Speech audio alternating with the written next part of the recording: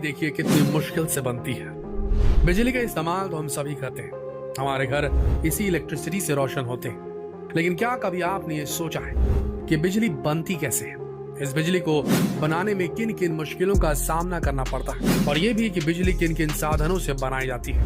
नहीं सोचा? तो आज हम आपको इस वीडियो में इन सभी सवालों के जवाब देंगे। बिजली बनाना अनोखी टेक्निक ही है, तभी तो नदियों तालाबों के पानी को रोककर कई बड़ी बड़ी मशीनों का इस्तेमाल करके बिजली का उत्पादन किया जाता है। बिजली बनाने के लिए कई कर्मचारियों को अपनी जान तक जोखिम में डालनी पड़ती है। इस काम में जरा सी भी चूक की गुंजाइश नहीं होती। अगर गलती से भी कोई चूक हुई तो कई लोगों को अपनी जान तक गंवानी पड़ सकती है। पानी से बिजली बनाने के लिए सबसे पहले किसी भी नहर या नदी के पानी को रोकने के लिए डैम बनवाया जाता है। कई बार इस रोके हुए पानी को उस जगह तक भी पहुंचाया जाता है जहां पानी की कमी होती है। इलेक्ट्रिसिटी जनरेट करने के साथ साथ डैम पानी की कमी को भी पूरा करता है। डैम से बिजली बनाना तभी पॉसिबल है जब पानी बहुत ऊंचाई से गिर रहा हो। ऊंचाई से गिरने पर पानी का प्रेशर बहुत ज्यादा होता है। डैम से होता हुआ पानी जिस जगह पर गिरता है, ठीक उसी जगह पर टरबाइन लगाया जाता है। टरबाइन एक ऐसी मशीन होती है जो मैकेनिकल एनर्जी यानी यांत्रिक ऊर्जा को इलेक्ट्रिकल एनर्जी में कन्वर्ट कर देती है। डैम से जब पानी टरबाइन पर गिरता है तो ये बहुत ही स्पीड से गोल गोल घूमने लगता है। टरबाइन के साथ ही एक मोटर लगा होता है जिसे टरबाइन के घूमने से पावर मिलने लगता है। मोटर को जैसे ही पावर मिलने लगता है वैसे ही मोटर बिजली बनाने लग जाता है। बिजली बनाने के साथ साथ मोटर बिजली के तारों में बिजली पहुंचाने का प्रोसेस शुरू कर देता है। बिजली के तारों में बिजली पहुंचाने के बाद यही बिजली आम लोगों तक पहुंचाई जाती है। इस प्रोसेस से ही डैम से बिजली बनाई जाती है। इस प्रोसेस के अलावा भी कई और तरीकों से बिजली बनाई जाती है, जैसे कि आप में से ज्यादातर लोगों ने पवन चक्की का नाम सुना ही होगा। पवन चक्की से भी बिजली का उत्पादन किया जाता है। पवन चक्की को देखते हुए आपके मन में ये सवाल तो जरूर ही आता होगा कि पवन चक्की बहुत ही धीमी गति से घूमता है, तो ये बिजली का उत्पादन कैसे कर पाता है? पवन चक्की की ऊंचाई लगभग 212 फीट की होती है। इसके पंखों की लंबाई 116 फीट तक होती है। अगर इतनी ऊंचाई पर पवन चक्की तेज गति से घूमेगी तो उसे बैलेंस करना बहुत मुश्किल हो जाएगा और साथ ही बड़ी दुर्घटना के आसार भी बने रहते हैं। इसी कारण पवन चक्की को बैलेंस करते हुए धीमी गति में घुमाया जाता है। पवन चक्की का इस्तेमाल उन इलाकों में किया जाता है जहाँ हवा की गति तेज होती है। पवन चक्की लगाने के लिए एक टावर के ऊपर पंखे लगाए जाते हैं। ये पंखे हवा की वजह से घूमते हैं। पंखे के साथ शाफ्ट की मदद से एक जनरेटर भी जुड़ा होता है और जनरेटर के घूमने से इलेक्ट्रिसिटी पैदा होती है। पवन चक्की में एक गियर बॉक्स भी लगाया जाता है जो पवन चक्की के पंखे की स्पीड पर कंट्रोल रखने का काम करता है। पवन चक्की में परेशानी तब आती है जब हवा का डायरेक्शन घड़ी घड़ी बदलता है। तब पंखुड़ियों को समझ नहीं आता कि वो किस दिशा में घूमे। इसके लिए पवन चक्की में एक ऐसा मीटर लगाया जाता है जो हवा के डायरेक्शन को समझता है और फिर पंखुड़ियां हवा का डायरेक्शन समझकर अपना रुख उस तरफ कर लेती। पवन चक्की के ऊपर के हिस्से में बन रही बिजली को नीचे लाया जाता है जहां पर ट्रांसफार्मर लगा होता है। ट्रांसफार्मर की मदद से बिजली के वोल्टेज को बढ़ाया जाता है, जहां से फिर बिजली को पावर सबस्टेशन में भेजा जाता है और फिर पावर सबस्टेशन से ही बिजली हमारे घरों तक सप्लाई की जाती है। अगर आपको लग रहा है कि पवन चक्की लगाना कोई आसान बात है तो जान लीजिए कि इसे लगाना बहुत ही महंगा पड़ता है। एक पवन चक्की लगाने में कम से कम 20 करोड़ का खर्च आता है। आपने पवन चक्की से बिजली कैसे बनाई जाती है ये तो जान ही लिया, तो अब आप ये भी जान लीजिए कि कोयले से बिजली बनाई जाती है। कोयले से भी बिजली बनाई जाती है। जी हाँ, कोयला भी बिजली बनाने के काम आता है। बिजली बनाने के लिए पत्थर वाले कोयले को इस्तेमाल में लिया जाता है। पत्थर वाले कोयले के लिए जमीन में गहरी खुदाई की जाती है। खुदाई से निकाले गए पत्थर वाले कोयले को बिजली घर ले जाया जाता है। इस बिजली घर के आसपास पानी की सुविधा के लिए नदी, झील या नहर का होना जरूरी होता है। पाइपलाइन की मदद से नदी या नहर के पानी को बिजली घर में पहुंचाया जाता है। इसके बाद कोयले की मदद से इस पानी को गर्म किया जाता है और गर्म पानी के भाप को एक बॉयलर में जमा किया जाता है। फिर इस भाप को टरबाइन के पास छोड़ा जाता है और भाप की ताकत से टरबाइन घूमनी शुरू हो जाती है और फिर टरबाइन के घूमने से बिजली का बनना शुरू हो जाता है। इसके बाद हम आपको डीजल पावर प्लांट के बारे में भी बता देते हैं। डीजल पावर प्लांट का इस्तेमाल उन जगहों पर किया जाता है जहां कोयले और पानी की मात्रा बेहद कम होती है।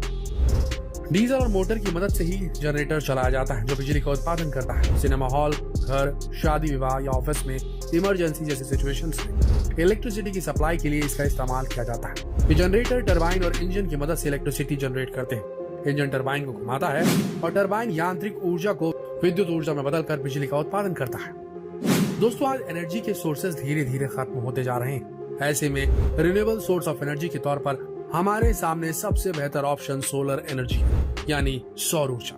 जिसकी मदद से भी आज बिजली का उत्पादन किया जा रहा है। सौर ऊर्जा प्लांट का इस्तेमाल उन क्षेत्रों में किया जाता है जहाँ पूरे साल सूरज की रोशनी पहुँचती है। सूरज की किरणों को बिजली में बदलने के लिए फोटोवोल्टिक सेल्स का इस्तेमाल होता है। इससे एक बैटरी जुड़ी होती है जिसमें बिजली जमा होती रहती है। सोलर फोटोवोल्टिक सेल्स से पैदा होने वाली बिजली डायरेक्ट करंट पैदा करती है, जिससे बिजली बनती है और फिर इस बिजली का इस्तेमाल किया जाता है। साइंस की तरक्की ने न्यूक्लियर पावर प्लांट को भी इजाद कर दिया।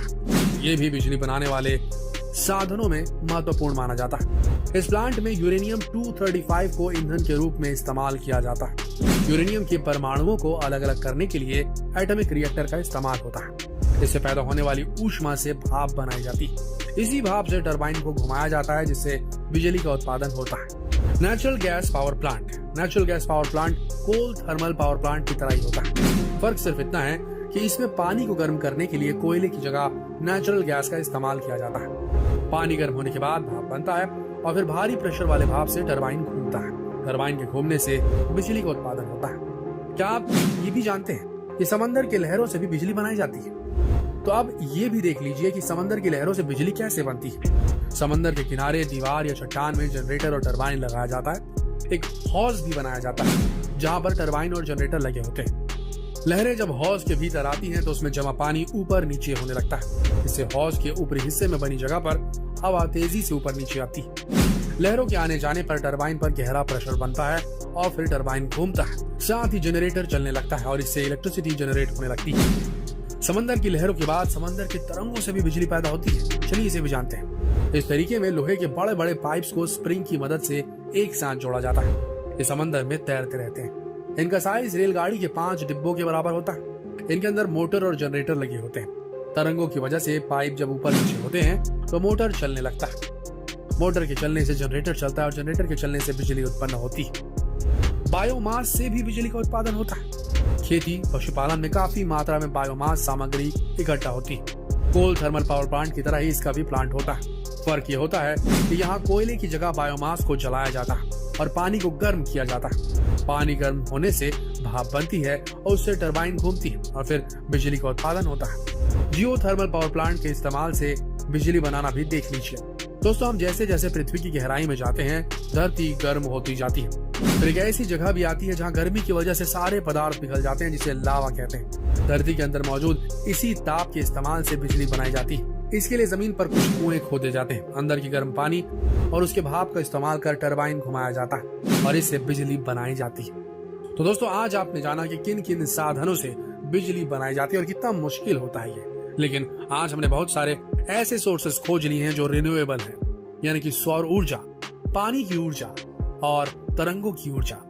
इनके इस्तेमाल से आने वाले समय में जब हम पूरी तरीके से रिन्यूएबल सोर्सेस पर टिक जाएंगे और हम non renewable sources of energy का इस्तेमाल करना बंद कर देंगे, तब वापस हमारा पर्यावरण, हमारा एनवायरनमेंट ठीक होने लगेगा।